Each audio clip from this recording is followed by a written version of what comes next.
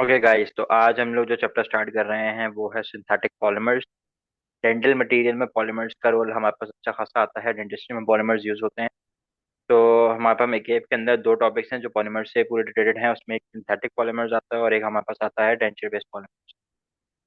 तो talking about polymers, सबसे पहले इस चैप्टर के अंदर आपने जो पढ़नी है चीज़ें वो क्या क्या हैं, तो हम पहले वो देख लेते हैं।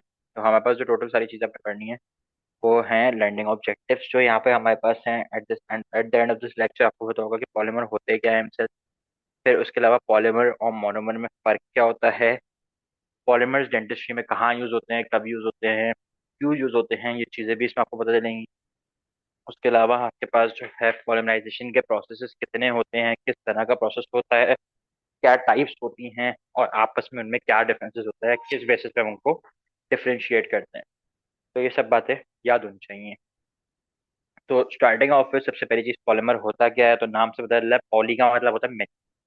तो पॉलीमर्स वो कंपाउंड्स होते हैं जो कि केमिकल रिएक्शन के थ्रू ही बनते हैं नॉर्मली। बट ये क्या होता है, large number of low molecular weight molecules जो मोनोमर्स होते हैं उनको कंबाइन करके बनते हैं। तो पॉली का मतलब मैनी होता है। तो आसान लफ्जों में अगर बात करें तो होता यह है कि हमने बहुत सारे मोनोमर्स को आपस में मिला दिया तो वो पॉलीमर्स बन गए। बट इसे ये चीज़ याद रखना है कि ये जो होते हैं ये केमिकल रिएक्शन के थ्रू बने होते हैं।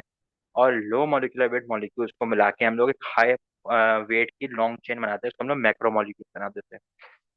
इसी तरह अगर कोई पूछे मोनोमर क्या होता है, तो मोनोमर को हम बोलते हैं एक रिपीटिंग यूनिट है पॉलीमर का, जो कि लो मॉलिक्यूलर वेट का होता है।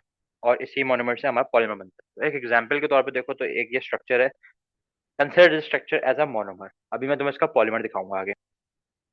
तो पॉलीमर जो बेसिकली होते हैं वो लार्ज मॉलिक्यूल होते हैं जो कि बिल्डअप होते हैं by repetition of small chemical units या मॉलिक्यूल, जो हमने पीछे एग्जांपल देखी थी।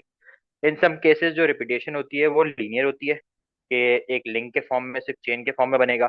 कुछ केसेस ऐसे होते हैं जिसमें वो चेंज जो है स्ट्रेट लीनियर चेंज नहीं होंगी, या तो ब्रांच होंगी या फिर इंटीग्रेटेड स्तन होंगे, वो थ्री डायमेंशनल नेटवर्क बना रही होंगी।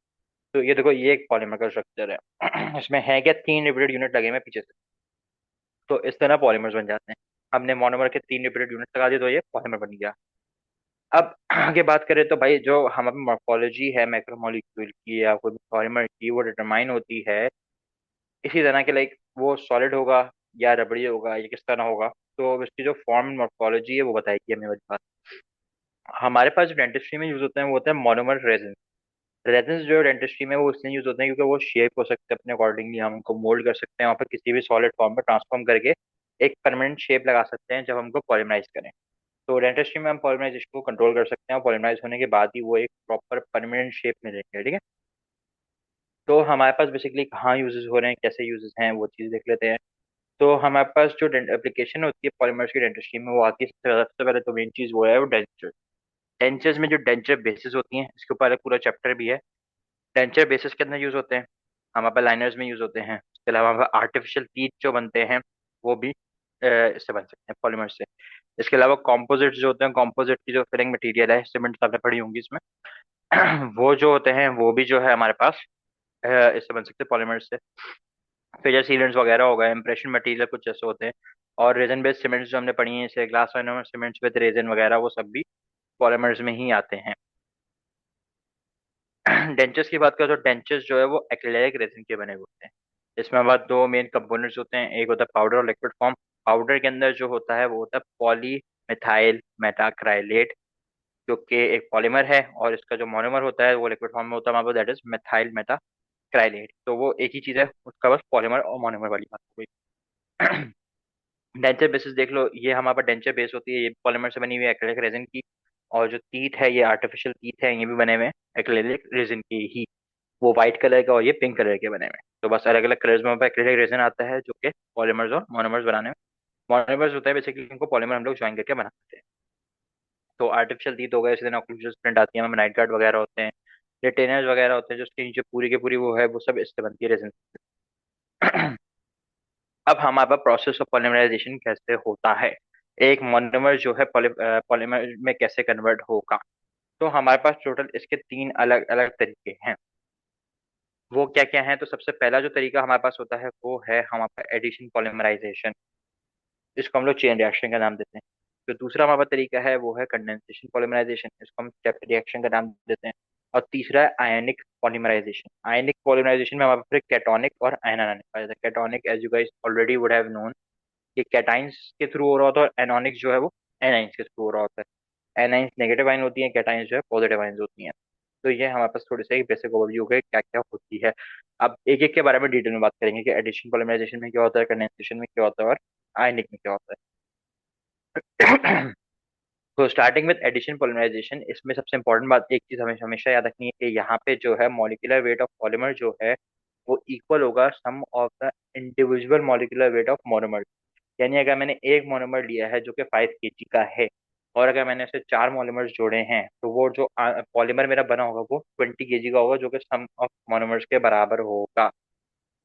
एडिशन पॉलीमराइजेशन में जो सेकंड मोस्ट इंपॉर्टेंट चीज है वो ये है कि बाय प्रोडक्ट फॉर्म नहीं होता।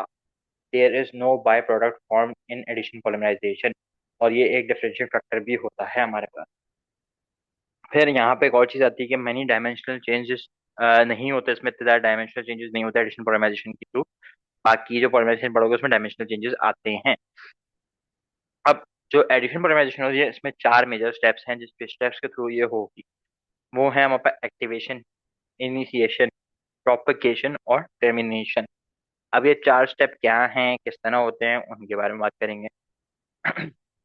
सबसे पहली चीज है एक्टिवेशन। तो एक्टिवेशन इटसेल्फ होती क्या है, तो एक्टिवेशन देखो नीचे लिखा हुआ है यहाँ पे हमारे पास कि break in bond between two radicals, जो कि रिलीव करेगा हमारे पास फ्री रेडिकल। यानी कोई भी ऐसा रेडिकल हो जिसके अंदर हमने बॉन्ड तोड़वा के उसको रेडिकल बना देंगे। तो ये किस तरह होगा, जैसे कि फर्स्ट करो ये रेडिकल मॉलिक्यूल था, हमने इसको तोड़ के दो रेडिकल फ्री रेडिकल्स बना दिए। फ्री रेडिकल्स तुम्हें पता है हाईली रिएक्टिव होंगे, तो ये आगे जाके फर्दर रिएक्ट करेंगे। तो एक्टिवेशन में यही हो रहा है। अब एक्टिवेशन हमारे पास होती है 3 जरियों के थ्रू है। सबसे पहला हमारे पास है हीट एक्टिवेशन। हीट एक्टिवेशन नाम से बदल रहा है, हीट के थ्रू होगी। दूसरा हमारे पास है radiation based activation. Radiation based activation normally जो है यूवी लाइट के थ्रू हो रही होती है हमारे पास। और तीसरा है हमारा केमिकल एक्टिवेशन। केमिकल एक्टिवेशन में एक हमारे पास सब्सटेंस आता है, केमिकल आता है बेसिकली, उसको हम लोग कहते हैं एन एन डाई कीटोलिन। ये यूज होता है हमारे पास for chemical activation. Next step is initiation. Initiation वो स्टेप है जब तुम्हारा फ्री रेडिकल जो पिछला बनाया था हमने, वो किसी मोनोमर के साथ जाकर रिएक्ट करेगा। तो यहाँ पे एग्जांपल दिखती है, हमारा रेडिकल मॉलिक्यूल जाके मोनोमर के साथ रिएक्ट कर किया है। हमारे पास दो किस्म के अलग अलग इनिशिएटर होते हैं फॉर अलग अलग एक्टिवेटर्स। जैसे केमिकल इनिशिएटर हमारा बेंजाइल पेरोक्साइड है, और लाइट एक्टिवेशन का इनिशिएटर हमारा कैम्फोर्टोइन है। अब इनिशिएशन में क्या होता है, फॉलोइंग इनिशिएशन प्रोपोगेशन आएगी। प्रोपोगेशन का मतलब ये है कि बस अब रेडिकल को बड़ा करते रहना, बन गया स्टार्ट हो गया, अब इसको बड़ा करते रहो, किस तरह कि अब जो न्यू फ्री रेडिकल जो बनता है हमारा वो फर्दर कैपेबल होता है रिएक्ट करने के फर्दर मॉलिक्यूल। जो रिपीटेशन है इस प्रोसेस की वो रिजल्ट करती है in addition of many monomers. तो एक लॉन्ग चेन पॉलीमर बन जाता है। अब देखो each stage of the reaction produces a new reactive species जो कि फर्दर कैपेबल होगा फॉर रिएक्शन। यानी कि फर्स्ट का स्टार्टिंग पॉइंट लो, हमारे पास आर ओ यानी रेडिकल मॉलिक्यूल रिएक्टेड विद एक मोनोमर के साथ जिसका रेडिकल बना हुआ है। ये अगर किसी एक और मैंने इसको मोनोमर के साथ रिएक्ट कराया, तो मोनोमर यहाँ ऐड हो जाएगा। अगला हमारे पास एक और रेडिकल आएगा, फिर इस रेडिकल के साथ एक और मोनोमर ऐड होगा, तो फिर वो भी ऐड हो जाएगा। ये चेन बड़ी होती जा रही है। देखो यहाँ पे एक एम था पहले, फिर यहाँ पे दो है, फिर हम नीचे 3 हो गए, फिर 4 हो गए। इस तरह करके ना चेन बड़ी होती जाएगी, मोनोमर ऐड होता जाएगा, और इसी तरह पॉलिमराइजेशन हो रही है कि मोनोमर ऐड होता जा रहा है। अब सीन ये होता है कि पॉसिबल ये है कि प्रोपगेशन जो है वो कंटिन्यू करती रहेगी अनटिल अनलेस हमारा मोनोमर खत्म नहीं होता। जब तक मोनोमर मिलता रहेगा प्रोपगेशन चलती रहेगी, भले वो काफी अर्से तक चलती रहे, जिस तरह में चलती रहे काउंटलेस टाइम तक जा सकती है, सही है। तो उसमें हमें वो मसला नहीं होता। तो अब हमें ये है कि हमने तो टर्मिनेशन करानी है ना, हमने तो एक पॉइंट पर आगे रोकना है ना, हम तो नहीं चाहते कि भाई पूरा टाइम पे पॉलीमर ही बनता रहे। तो हमारे यूज के लिए टर्मिनेशन हम करवा सकते हैं। तो टर्मिनेशन का एक तरीका तो ये है कि हम दो ग्रोइंग चेन्स को ही आपस में ज्वाइन करवा दें, तो वो एक डेड चेन बना देंगे। जैसे कि यहाँ पे देखो, ये हमने एन इसलिए लगा दिया कि हमने नहीं पता भाई नंबर ऑफ मोनोमर्स कितने थे, हमारे पास कुछ भी नंबर ऑफ मोनोमर्स हो सकते हैं बीच में ऑलरेडी ज्वाइन हो चुके हैं। ये एक हमारे पास रेडिकल की चेन थी, ये भाई दूसरी चेन थी, दोनों को आपस में मिलाया एक डेड चेन बन गई। अब ये आगे फर्दर नहीं रिएक्ट कर सकती, हो गई ये डेड चेन हो गई। कोई अदर एग्जांपल ऑफ टर्मिनेशन हमारे पास ये होती है कि हम जो है इस ग्रोइंग चेन के रिएक्शन किसी इनिशिएटर से करा देते हैं, किसी डेड पॉलीमर से भी करा सकते हैं डायरेक्टली, या किसी इम्प्योरिटी वगैरह से भी करा सकते हैं, तो भी टर्मिनेशन हो सकती है। नॉर्मली जो हमारे पास एडिशन पॉलीमराइजेशन से बनते हैं प्रोडक्ट वो होते हैं लीनियर। बट सिर्फ लीनियर नहीं हो सकते, हमारे पास ब्रांचिंग भी होती है पॉलीमर्स में। तो होता ये है ब्रांचिंग वाले सिनेरियो में कि हमारे पास नॉर्मली एक नया रेडिकल जो है वो अलोंग साइड में बन जाता है। जैसे कि फर्स्ट पर ये हमारे पास ग्रोइंग चेन चल रही थी, इसके साइड पे कोई रिएक्टिव साइड बनी, वहां से तुम्हारा चेन ग्रो करना शुरू हो जाएगी ड्यूरिंग प्रोपगेशन। तो इस तरह ये ब्रांच चेन बना देता है।